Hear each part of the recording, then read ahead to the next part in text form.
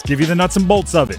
Bryce Young, 31 of 45 attempts, 448 yards.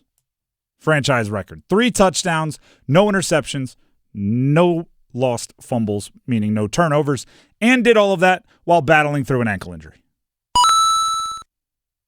And I'll say this, and I'm not doing this to discredit any of his others, that's a real game-winning drive, in that you're in the game because of how he's playing, and he has to put the exclamation on it, rather than you're digging out of a hole that he helped dig, and he gets to escape, which is what some of, if not the majority of, his previous game-winning drives are.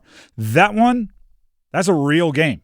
That is a NFL, you won the game because of your quarterback game. Game. I emphasize game, right? Not a season, not a career, game, but that's a really good one. And part of me is screaming, what took you so long? Meaning, what took you so long to get Jalen Coker involved now that he's healthy? What took you so long to test downfield and the intermediates with Tepper McMillan when if you watch his highlights at Arizona in college, that is exactly where he thrived? What took you so long to get Tepper McMillan involved down there in the near red zone, which is something I've been screaming about since the very beginning of the season? He should be the best red zone option, maybe this side of like the Mississippi. Like he's that good. But better late than never, right? You got there. Bryce Young on being able to continually throw the ball downfield. This is what he said postgame.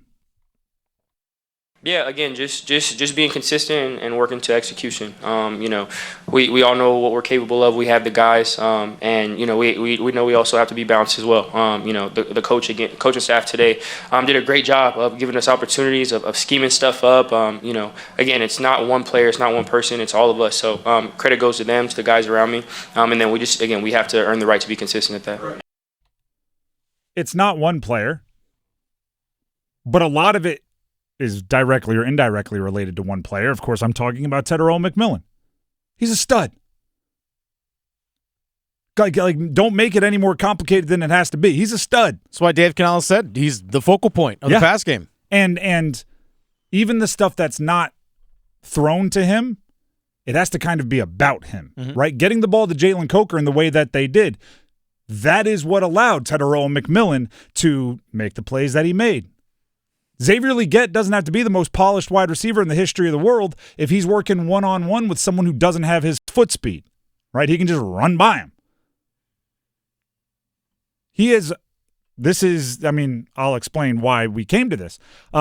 You could argue that Tepper McMillan just put the sixth best, or one of the six best. I'm not even going to order them. One of the 6 best rookie wide receiver games this century. There have only been, per the NFL, 6 rookies since 2000 with at least 8 receptions, 130 yards, and 2 touchdowns in a game. Just 6. The other ones? Anquan Bolden, pretty good. Jamar Chase, pretty good. Yep. Justin Jefferson, pretty good. Yep. And Roy Williams, who some of you youngsters might not remember, particularly early in his career, pretty good. And then, this is where it gets crazy, Odell Beckham Jr. 3 times. But that's OBJ. Like that rookie season was a phenomenon. My grandsons are 6 and 5, and I guarantee you I'd tell them that situation, they wouldn't shoot the dadgum ball. Not that Roy Williams. It's so good. Daggum. Not that Roy Williams, and not the safety Roy Williams. We're talking about, it's a popular name. Per Next Gen Stats, more Tepper McMillan love here. McMillan posted identical 4 catches for exactly 65 yards and 1 touchdown each, inside the numbers and outside the numbers. They moved him around, right? Which, I always say this, right? To move one guy around, you have to move others around, right? You can't take somebody out of the X wide receiver position and put them in the slot if you don't have somebody else that can go from the slot to the X, right? You got to be able to switch spots. They were all doing their part, which has to lead towards, all right, well, once everyone's doing their job, what are we building to? And it was to using Tepper McMillan. Yak, how about a little yards after catch? How about a little contested catch? How about a little great play? And that's where Bryce is at his best. Going back to the draft, He's a point guard style quarterback, right? He may not wow you, but he's distributing the ball to the playmakers. That's when Bryce is at his best. We haven't seen much of that.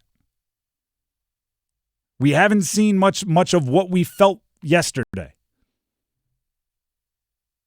And do you know what it might have been? And I'm not even saying this to be mean. I'm saying this as like a real possible realization. The ankle might have gotten him out of his brain a little bit. Right? Like there wasn't time to stew. He was fighting through the ankle. He's limping into the post-game press conference. So because of that, it was just reaction time, like in games. Because it looked like he was in a flow state that we hadn't seen him before. It looked like he was reacting and instinctually reacting in a way we haven't seen him before. Now, I know what many are going to bring up, right? The defense also didn't have maybe what we've seen. Listen, Drake London and Bijan Robinson had good days. Yeah. Occasionally in the NFL, there's going to be guys on the other team that are really gosh darn good. They're going to have good days against you, and your good guys are going to have to match them. That's the difference. That's the difference. If you want to put Bijan Robinson in a box, you want to hold him to 48 yards on 20 carries, I love it. Go for it. But it's not realistic to do every time. He's good. But if he has his 100 and Xavier Lee gets his 80 or whatever he got, that's a big chunk of it negated by a player who you didn't depend on much. If Drake London has his 115 and Tepper McMillan has his 130 and 2 touchdowns, you won that battle. Your guys backed you up. And I do want to give a shout out to Dave Canales as a play caller. For the first time this season, he surprised me. Where it was like, oh, that's an interesting thought after the play was complete. Oh, I actually like that. He trusted Bryce Young. And even when it didn't work, he continued trusting Bryce Young.